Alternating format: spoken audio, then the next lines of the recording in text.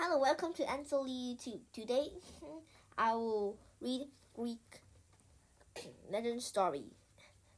Eventually, Hera caught on to what Eiko was doing, and she punished her with a terrible curse. From that point forward, Eiko's beautiful voice was almost entirely silent. She could still talk, but could only repeat the last few words anyone said. Even though Eiko was cursed, was still pretty happy in the forest with her sisters.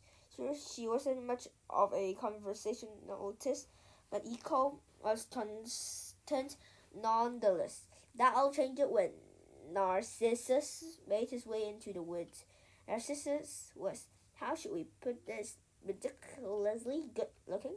Since birth, he always been exceptionally beautiful, so much so that his parents were worried about how it might affect him while he was growing up. So his parents paid a visit to the famous seer Teresa and asked about their son's striking looks. Teresa warned them that there could be trouble with Narcissus. He told them that the boy would grow old only if he didn't get to know himself. The parents weren't exactly sure what that meant.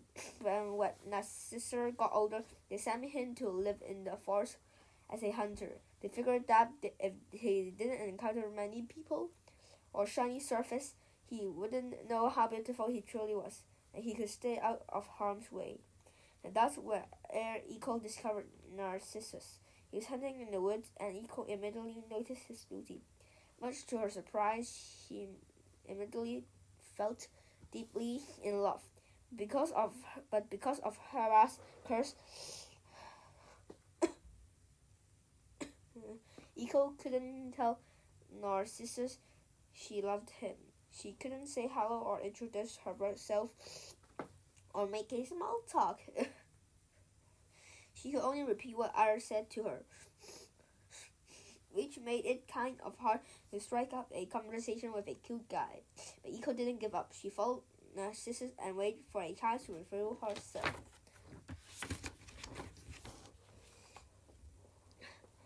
Before long, Narcissus realized that someone was watching him. "Who's there?" he asked it, looking around. Eiko was too nervous to come forward, but she felt brave enough to respond from a distance. She so desperately wanted to say hello, but instead all she could say was, "Who's there?" Back again. "Where are you?" demanded Narcissus. "Are you?" Eiko said back softly. Narcissus began to search for the source of the voice. After a while, he came upon a stream that opened into a pool of clear water. When he looked down, Narcissus saw the most beautiful person he had ever seen staring back at him, and he instantly fell in love. Of course, he was only seeing his own reflection in the water, but since it had been a while since he had truly seen himself, Narcissus was blinded by the beauty before him. "Come to me," Narcissus begged, looking into the water. "Come to me," Eiko repeated eagerly.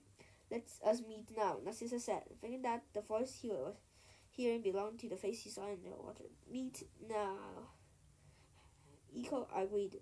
Finally, she was ready to show herself to Narcissus and slowly stepped out from behind a cluster of bushes. Narcissus took one look at Eiko and frowned. "Go away," he told her. Narcissus turned back to her face in the pool. It was obviously the reaction that Eiko was hoping for. He did not recognize her as a voice from the woods, and he seemed only interested in his own reflection. "Go away," she echoed sadly as she sank back into the forest. Things didn't go so well for Narcissus either.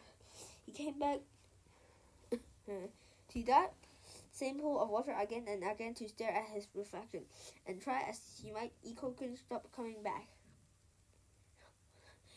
Day after day, Narcissus lay back the stream, admiring his own reflection, devastated that he couldn't touch or hold it. He stopped eating, he stopped drinking, he began to waste away from grief. One morning, he felt himself dying. "Goodbye, my love," she shouted to his reflection. "Goodbye, my love." Echo cried to Narcissus as he took his last breath. After he died, the other wood nymphs searched for his body, but there was none to be found. The nymphs saw that God had transformed him into a magnificent flower of white petals and yellow center. To this day, we still call that flower a narcissus. Echo was so distracted that she left her home in the forest and hid away in a cave in the mountains for the remainder of her days. She began to fade away until that was left of her was her voice. And even now, Echo's distant voice can still be heard in the mountain caves, repeating the last word that anyone says. Chapter 6. Daughter of the Season. Demeter was the Greek goddess of agriculture, grain, and harvest. She loved the many things, the earth, the flower, the trees, humans, but most of all, she loved her daughter, Persephone. Demeter was a devoted and loving mother. The two had a very close relationship. When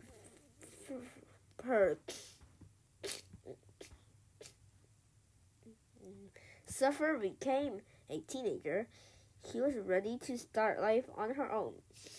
She was kind, beautiful, and smart. And because she was so wonderful, she had many potential suitors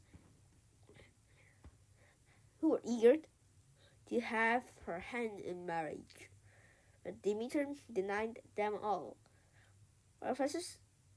Persephone was the great love of her life.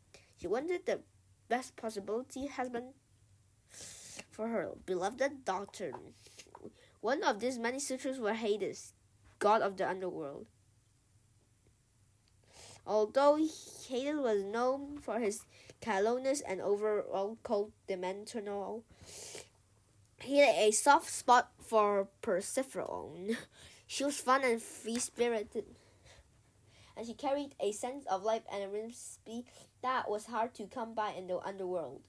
Hades was determined to make Persephone his bride, but when he spoke with Demeter about it, she laughed in his face. "Absolutely not," Demeter declared rather bluntly. "My daughter belongs in the sun, not in the land of death and rotting, and she definitely does not belong to you." Hades frowned. Demeter's rudeness only made him more insisted on having Persephone for his wife. He decided to go to Zeus, Persephone's father, to ask for her hand. "You want to marry Persephone?" Zeus was bewildered. "But she's so young, she's so joyful and kind. She's exactly opposite of you, actually. That's why I need her in my life," Hades cried. "She's the only one who could actually make the underworld bearable." Zeus pondered his crest. He certainly hadn't lost any sleep over Hades' very lot in life, but he wasn't opposed to improving their relationship, especially if all he had to do was marry off one of his daughters. There was just one small problem: Demeter. There was no way she was going to go along with this plan. So Hades and Zeus decided to take matters into their own hands. One day, when Persephone and Demeter were out on one of their daily walks, Persephone noticed a particularly lovely flower in the meadow. While Demeter was busy tending to the grain and her other earthly harvest duties, Persephone bent down to examine the beautiful bloom. As soon as she picked it up, the ground beneath her feet began to shake, and a giant crack appeared. Persephone rushed in a hurry as animals, trees, and plants all started to fall in. The crack grew larger and larger. Slowly, out of the device came a chart with enormous black hoses. To be continued.